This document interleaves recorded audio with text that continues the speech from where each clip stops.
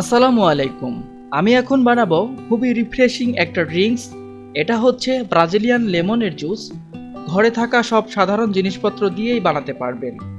আর এটা যদি একবার খান তাহলে আমার মনে হয় আপনারা কেউ বাজার থেকে কোনো কোল্ড ড্রিঙ্কস কিনে খাবেন না।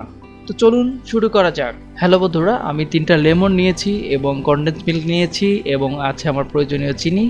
আমি এখন লেবুগুলোকে কাটিং করে নিব। আমি এখানে 3টা লেবু নিয়েছি, আপনারা চাইলে কম বেশি করে নিতে পারেন প্রয়োজন বুঝে, কোনো অসুবিধা নেই। যে বিচিগুলো ছিল সেগুলোকে ছাড়িয়ে নিয়েছি। এরপর আমি কিছু আস্ত লেমনের কিছু অংশ দিয়ে দিব গ্লাসের মধ্যে, এবং বাকি যে লেমনের কাটিংগুলো ছিল তার থেকে সবগুলো জুস আমি গ্লাসের মধ্যে দিয়ে দিব।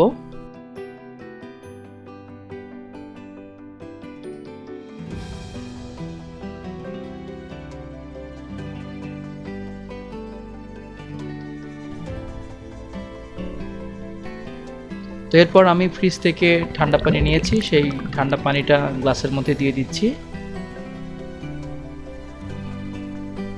আসলে লেমন জুস বানাতে হলে কিন্তু ঠান্ডা পানির কোনো বিকল্প নেই। এরপর আমি 2 চামচ চিনি দিয়ে দিব।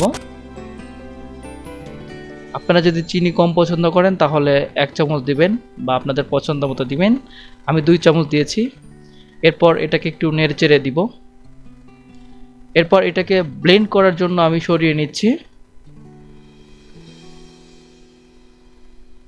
আমি ব্লেন্ড করে নিয়েছি। এরপর আমি ছাকনার সাহায্যে লেমনের যে খোসাগুলো আছে সেটাকে সরিয়ে নিচ্ছি এবং শুধুমাত্র জুসটাকে আলাদা করে নিচ্ছি।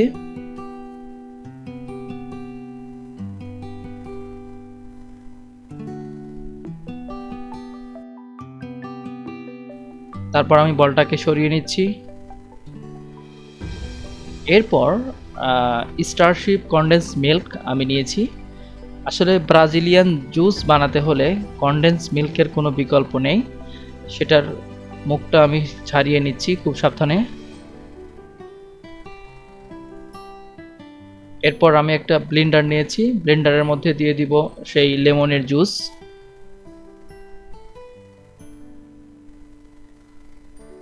এবং এই পর্যায়ে আমি দিয়ে দিব কনডেন্স মিল্ক। আমি একটু বেশিই দিয়ে দিচ্ছি, আপনারা চাইলে সেটা কমও দিতে পারেন।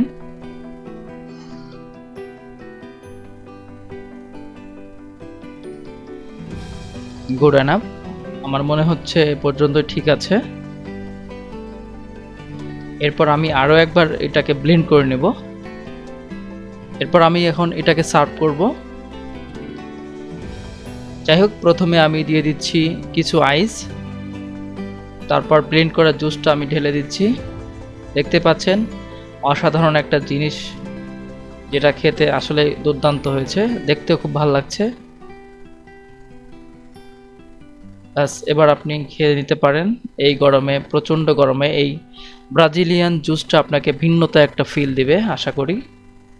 তো বন্ধুরা, ভালো থাকবেন, সুস্থ থাকবেন, সুন্দর থাকবেন, নিরাপদ থাকবেন। আবার দেখা হবে নতুন কোনো রেসিপি নিয়ে। আল্লাহ হাফেজ।